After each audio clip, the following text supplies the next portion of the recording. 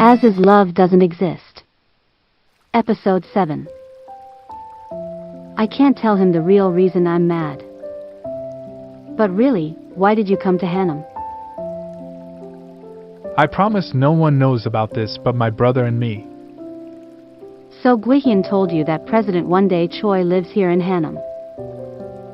He didn't tell me exactly, I just happened to find out.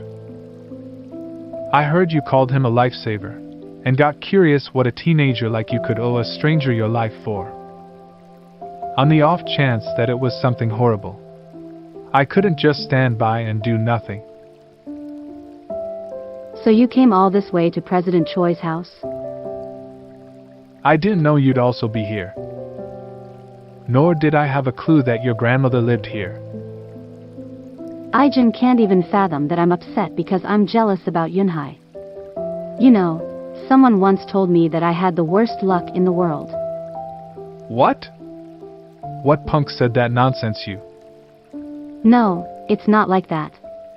His words may be a bit crass, but he was really kind. And he was always by my side when things got rough. Is this your ex? No, we didn't date. We weren't really anything at all. Why do you think he was so kind to me? Are you dense? He was trying to get your attention. Why? That's probably because he liked you. To be honest, I had an inkling that Aijin had feelings for me in the past. But I pretend no to notice. I thought it would be preposterous for me, Gwihyun's fiancé, to have eyes for Aijin. I regret that. Why didn't I ever consider Aijin's unwavering feelings for me, until it was too late? Sian, are you crying? I wonder if Aijin grieved my death. I can't bear this ache in my chest at the thought that the Aijin in my past life will never know how sorry and regretful I feel. Aijin patiently waited until I was done crying. Alright, fess up. Fess up, to what? You embraced me while talking about some other dude. How do you expect me to take this? What is that icy face for? Well, technically, they're both Aijin, just in different times. But I can't tell him that. I can't think of a good enough excuse. I'm just stressed out from studying. I still don't get it. Or maybe I'm delusional. So you're saying you're out of your mind? I was trying to smooth it over with some made-up excuse, but it's no use.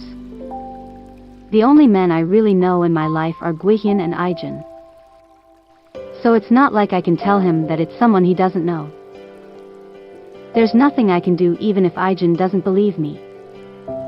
Also, another thing. What exactly is going on between you and President One Day Choi of apartment 301 back there? By the sounds of that girl, it seems like the only man in that house is President Choi and he's old enough to be your dad. What could possibly be your relationship with him that you wanted to help him? Well, your crime's not about that old geezer, is it? Old geezer? How rude. He's old enough to be your dad. My level of respect for him depends on your answer. So spit it out.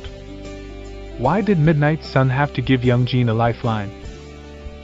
What massive debt could you possibly owe President Choi? Should I go ask him myself? That would be useless.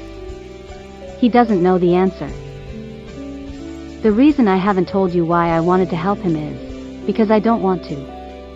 You must have a secret or two you don't want anyone knowing. He didn't do anything bad to you? No, never. It's not like that. Fine then. I was just afraid they were blackmailing you or something.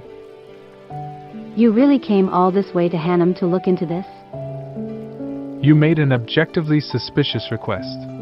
Of course, I was going to look into it. Gwihyun didn't ask a single question. And your point is? Just that two brothers can be so different. Gwihyun concluded the suspicious request with one phone call, telling me things went well, and respect my wishes by not pressing further when I didn't tell him the reason behind it. Aijin, on the other hand, couldn't stand his suspicion, and came all the way to Hanam to find answers. Of course Guihyun and I are different. It was so like Aijin, and I was glad all the more because of it. By the way, I talked to Guihyun and he said that he's going to be stationed in Payu for his military duties. You talked to my brother on the phone? Yeah, a few days ago. Guihyun had called to tell me the date and location of his enlistment, and I told him to be safe and stay healthy. I got the feeling he wanted me there to see him off. But I didn't quite feel like seeing off someone else's future husband. I guess the whole family will be seeing him off on his enlistment day. It'll be the whole motley crew, including even some of the clan elders. I'm sure they're all worried. He's their precious heir. Thank God he's not the only son, for generations in a row. Not that it makes much of a difference.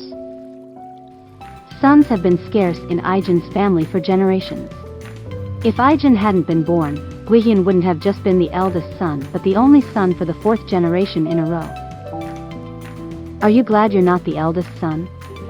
Most days, but not all the time. Oh, I almost forgot. Hold on 1 second. Rummage. Here. What's this? You gave it to me when we were little. Remember? Your great-grandfather gave it to your great-grandmother when he proposed. I heard that it's an heirloom, passed down to the wives of the family, and that your mother was really upset when she discovered it was gone. Make sure you sneak it back in and put it where it belongs. How do you know that story? I actually found out during the wedding talks with Guihyun in my past life. I overheard our moms talking. Just keep it. I gave it to you. What? But...